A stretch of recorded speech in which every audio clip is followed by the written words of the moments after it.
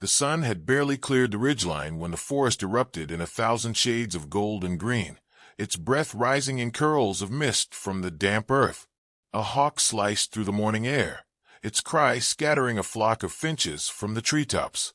Down below, on a forgotten trail thick with moss and memory, Caleb's boots crunched softly through last night's frost. He wasn't here for patrol, not anymore. This morning was different. His hand trembled slightly as he poured tea from a battered thermos, steam mingling with the mist like secrets rising from the soil. Behind him, the old ranger cabin stood silent, its wood soaked in years of stories and solitude. But it was the movement ahead, the sudden hush of the underbrush, the deliberate shift of weight on forest floor, that made his breath catch. From the shadows, a shape emerged. Massive, controlled, familiar. It wasn't fear that froze him. It was something else. A presence. A memory wearing fur. Their eyes met across the clearing, and in that instant, the forest stopped spinning. There were no birds, no breeze. Just two souls, once separated by years and wilderness, now face to face in the stillness of dawn. Caleb didn't speak. He didn't move. Because somehow he knew. This was the moment everything had been leading to. And what happened next would unravel everything we thought we knew about the way the wild remembers. The mist hung thick that morning, draping the forest in a soft, silvery shroud. Trees loomed like shadows, their branches dripping from the night's rain, and the air smelled of damp earth and pine. Caleb moved quietly through the trail, the rhythm of his boots muffled by wet leaves as he checked the trail cameras scattered throughout the forest. Most mornings were uneventful, maybe a deer nosing through the underbrush, or a curious fox brushing past the lens. But that day, the forest felt different. Not dangerous, but watchful. Then came the sound. Faint, unsteady. Not the rustle of wind or the snap of a twig under hoof, but something more fragile. A whimper, like breath through cracked lips. Caleb stopped mid-step. The cry came again, barely audible over the hush of the trees. It was the sound of something too small to threaten, and too wounded to flee. He followed it, stepping off the trail and pushing through low branches until the ground sloped downward sharply toward a shallow ravine. And there, against the dark soil and tangled roots, he saw it. A tiny bear cub, no bigger than a spaniel, lying in the mud with its side heaving. Its fur clung to its body in wet clumps, its paw twisted beneath it, raw and inflamed. No mother in sight. No movement nearby.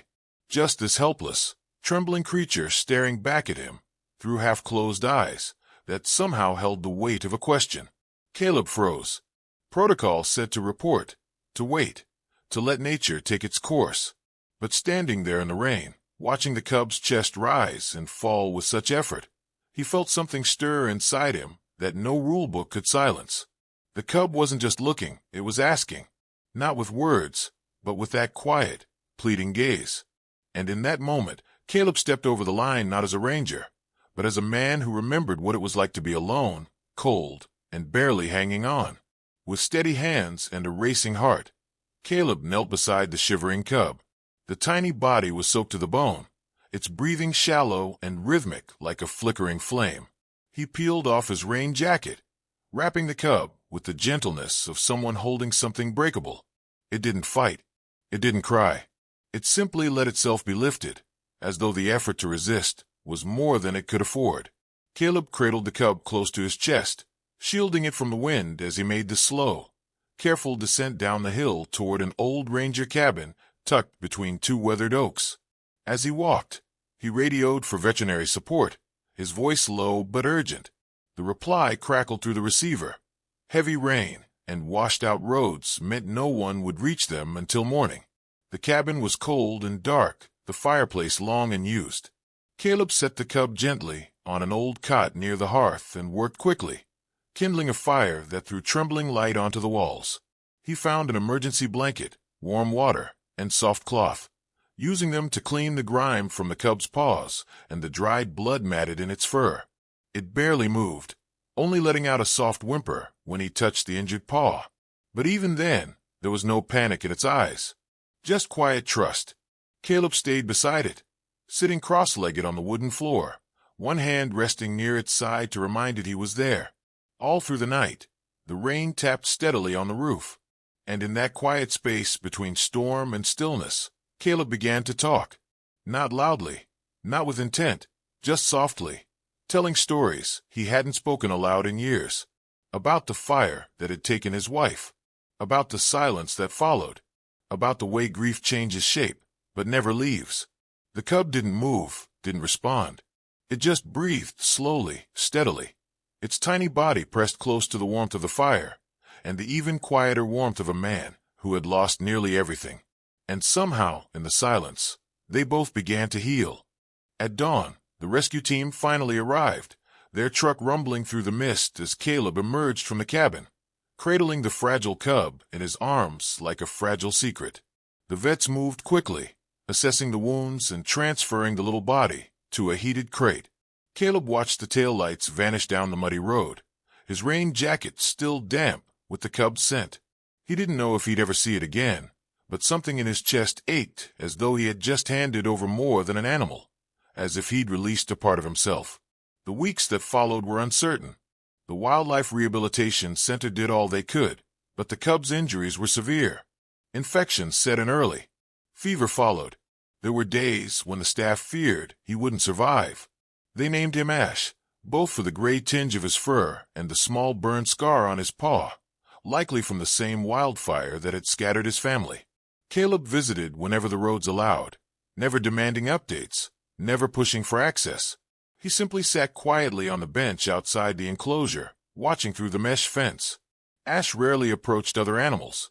He kept to the edges, wary and quiet. But every time Caleb arrived, something shifted. The cub would inch closer slowly, his ears twitching, his nose lifting to the scent he seemed to remember. And then one afternoon, as the sun poured across the enclosure, Ash walked up to the fence and waited.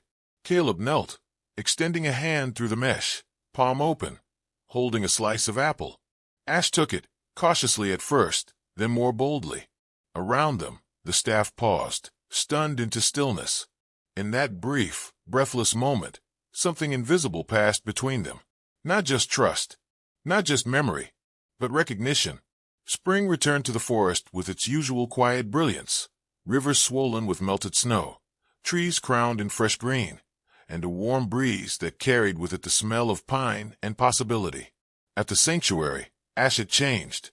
His once thin frame had filled out with muscle, his coat gleamed with health, and the timid steps of a frightened cub had given way to the confident strides of a creature ready to reclaim its place in the wild. The day of his release arrived under a soft sky, pale blue and cloudless, as if nature itself knew the weight of what was about to happen. Caleb was there, standing just beyond the transport truck, his hands tucked in his coat pockets, watching in stillness. The gate creaked open slowly. For a long moment, Ash didn't move. He stood at the threshold, breathing deeply, as though tasting the air of freedom. Then he stepped out. His paws touched the forest floor not with fear, but familiarity. And just before he vanished into the tree-lane, he stopped. He turned his head. Their eyes met. Man and bear, rescuer and rescued, in a silence too profound for sound. Caleb didn't speak. He didn't lift a hand. He only held the gaze, letting it say what words never could. Ash blinked once, then disappeared into the green, his form swallowed by branches and brush, until there was nothing left but birdsong and breeze. Caleb stood there a while longer, heart full and oddly light, not sure if the bond was something real or something he needed to believe in. But as he turned to leave, he understood something unspoken.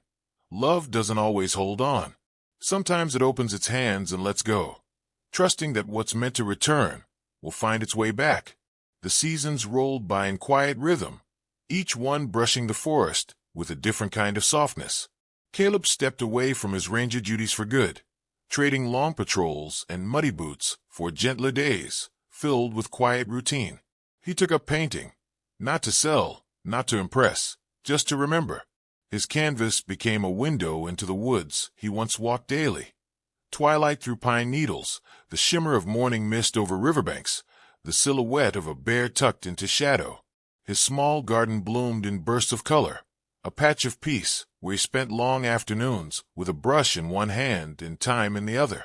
He didn't talk about Ash, not much. The memory lived quietly inside him, like a flickering lantern at the back of a cabin, not forgotten, just no longer needing to burn bright. Every now and then, stories would trickle through the ranger station, shared over radios or late-night fires.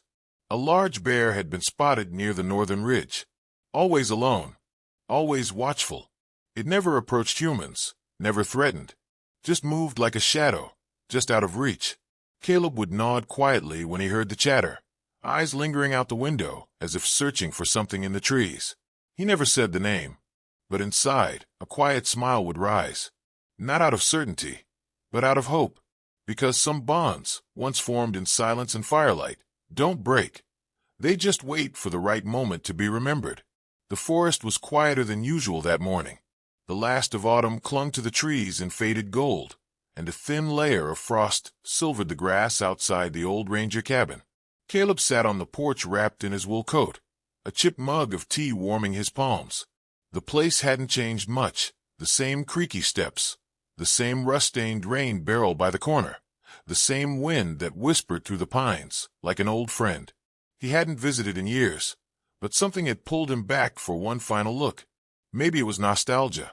Maybe it was unfinished business. He watched the tree lean absent-mindedly, steam curling from his cup, when something shifted in the corner of his vision. A shape, large, fluid, deliberate, emerging from the trees like it had always belonged. Caleb's breath caught in his throat. A bear. Massive. Alone. It moved with a kind of measured caution, neither fearful nor threatening, each step silent on the leaf-covered ground. Caleb didn't move. The bear stopped a few yards from the porch. The world seemed to still around them. No birdsong, no breeze, just the low thrum of something old and deep stretching across the space between them. Their eyes locked, and in that gaze, Caleb felt time fold, not back to the sanctuary or the rescue, but to the quiet moments in between, the nights beside the fire, the silent walks, the stories shared without understanding. The bear didn't lower its head, didn't roar, didn't retreat.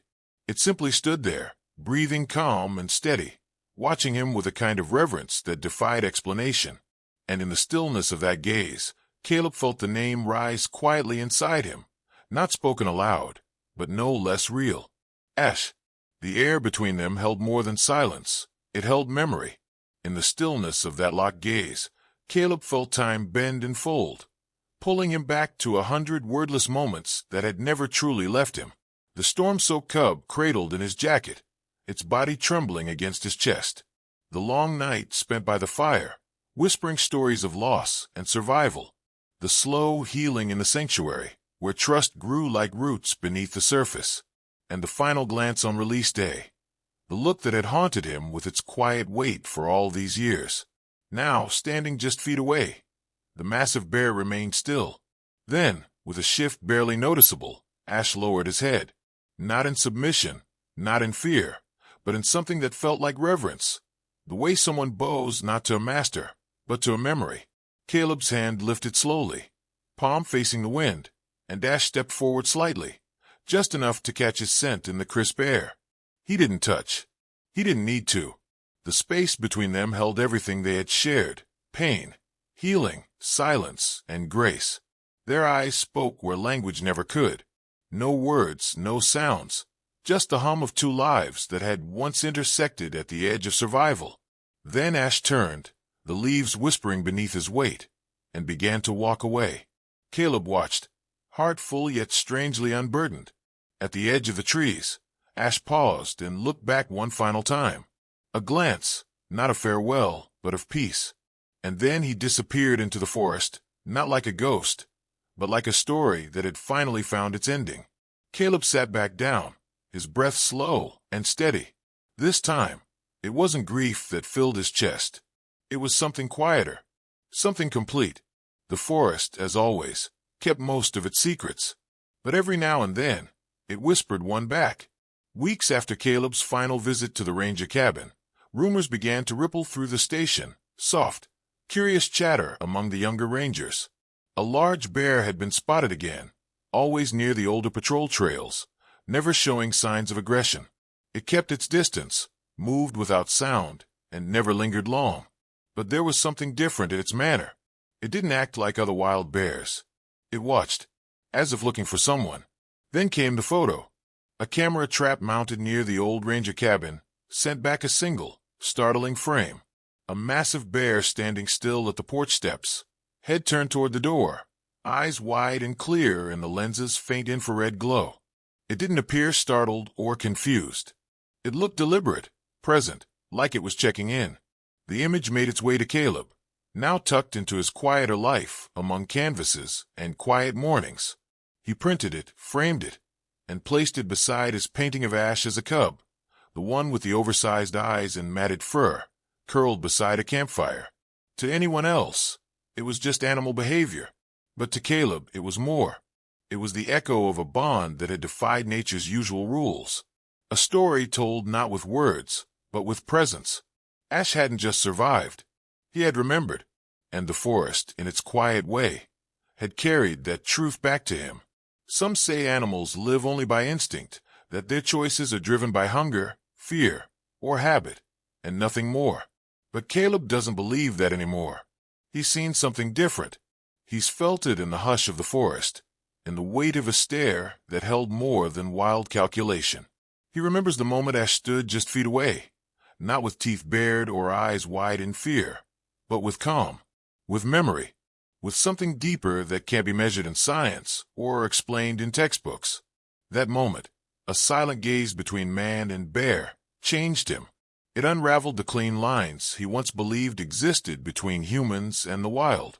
It proved that some creatures remember not just pain, but kindness, that they carry not just scars, but stories. And in Ash's presence, Caleb felt something he hadn't known he was waiting for. Not forgiveness, not awe, but recognition, as if the life he had once saved had come full circle to remind him that nothing truly given with love is ever lost. He doesn't tell many people about it, not because he doubts what happened, but because some things are too sacred to reduce to explanation. The memory lives quietly inside him, like a fire that doesn't need tending to stay warm. It wasn't just a reunion. It was a reminder that nature, even in its wildest form, still knows how to say thank you. And sometimes, the unthinkable isn't what nature does, but what it remembers. If this story touched your heart, we invite you to subscribe to our channel. Here, we bring you true stories where the wild and the human spirit meet in moments of quiet wonder, resilience, and connection. Every like, share, and comment helps us continue uncovering the untold, the stories that don't make headlines but stay with us long after. Until next time, stay kind, stay curious, and never stop believing in the quiet strength of nature's most powerful bonds.